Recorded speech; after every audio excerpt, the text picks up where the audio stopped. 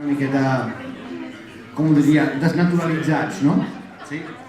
Hem creat una resistència, no sé si heu obert els papers que són de la resistència, sabeu que hi ha una dita en anglès que diu, ho deia James Brown a l'Apolo, al concert de l'Apolo del 70 i pico, quan hi havia tant de merder racial, doncs va aixecar el puny i cantaven aquella cançó de I'm black, I'm proud. Soc negre, estic orgullós. Hem intentat fer una traducció, sé que hi ha traductors aquí a la sala, filòlegs, l'hem fet també com hem pogut, i en comptes de I'm black, I'm proud, I'm freaky, I'm proud, ho hem traduït com alt i clar, soc friki i no em penso amagar. I he brindat per la pau perquè jo crec que Mark Millar al Civil War, ja aquells Illuminati, al principi diuen que l'Iron Man i el Reed Richards diuen són tan bons inventors perquè podem preveure el futur. Doncs jo crec que Mark Millar també és una ment privilegiada com el Hank Pym i l'Iron Man i el Reed Richards, i va preveure que aquí al Biblionauta esclatarien dos bàndols, no? Han esclatat. Una Civil War. Clar, és una Civil War, per això brindat per la pau. Entre els que estan ja no volen ser més friquis i els que al teclar soc friqui i no em penso amagar, no? I no sóc jo qui ho he trencat.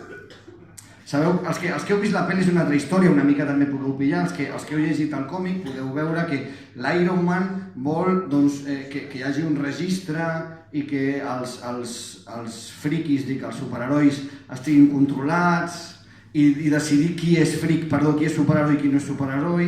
I en canvi el Capitán Amèrica, l'Steve Rogers diu no, com sempre, que tothom faci el que vulgui. Podeu veure qui és l'Iron Man i qui és el Reed Richards, diria jo, no? I com que no m'agrada gaire glossar la cançó, doncs la tocaré, és una cançó molt bonica que ens ha costat uns quants dies d'escriure-la, els meus fills ja estan fins als collons de sentir-la. Sí, i no leu? I res, i no passa res, vull dir que brindem per la pau i que si a la tornada algú vol cantar perquè és de la Resistance, doncs que canti, vale? I som-hi.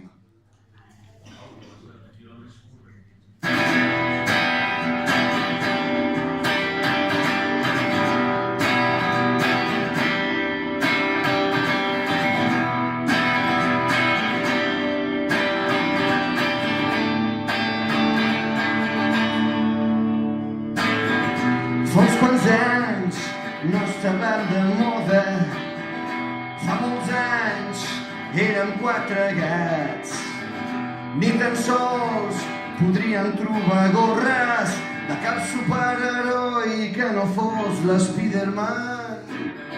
Però ha canviat, s'ha gentrificat i alguns puristes ho viuen com si fos un càstig.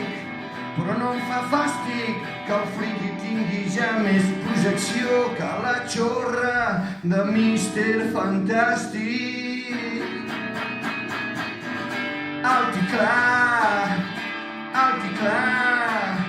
sóc un friki i no em penso amagar. Alt i clar,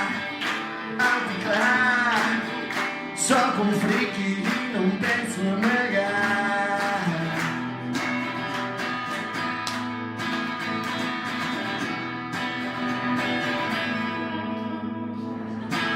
Però el moviment se'ns ha fet gran, s'ha anat de les mans. Com he dit abans, se'ns ha gentrificat. I per saber això no cal ser Einstein. A un friki no li agrada res coloria mainstream. Ja no som underground, però em fa por, ho reconec. Avui he estampat la meva firma per salvació dels zombis de George Romero, però també pels de Robert Kirkman. Everybody sing! Alt i clar, sóc un friki i no em penso amagar. Alt i clar, sóc un friki i no em... Everybody help me sing! Alt i clar, sóc un friki i no em penso amagar.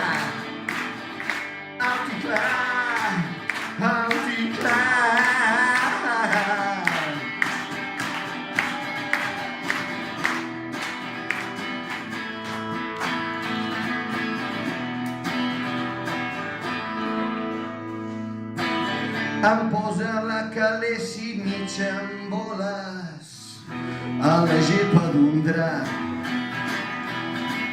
I en Shelton Cooper quan surt disfressat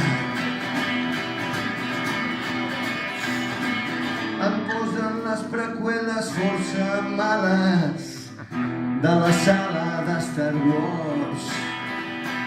Cago amb la puta que les entrades del manga s'han acabat. Vaig començar a llegir Permagel, però avorrit el vaig deixar per un còmic de la Marvel. El moviment friki ha aconseguit a poc tenir més tirada que el senyor Spock. Tenir més glamour que el senyor Spock. Everybody say! Alt i clar, soc un friki i no em penso amagar. M'és igual el que digui la intel·lectualitat. Alt i clar, soc un friki i no em penso amagar. M'és igual si al costat tinc un empanat disfressat de Darth Vader o de bola de drac.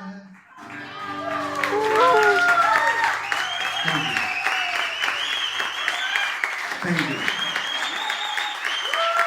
I per cert, la ciència-ficció en català encara no està de moda, però jo crec que algun dia no estarà i és Lassificat,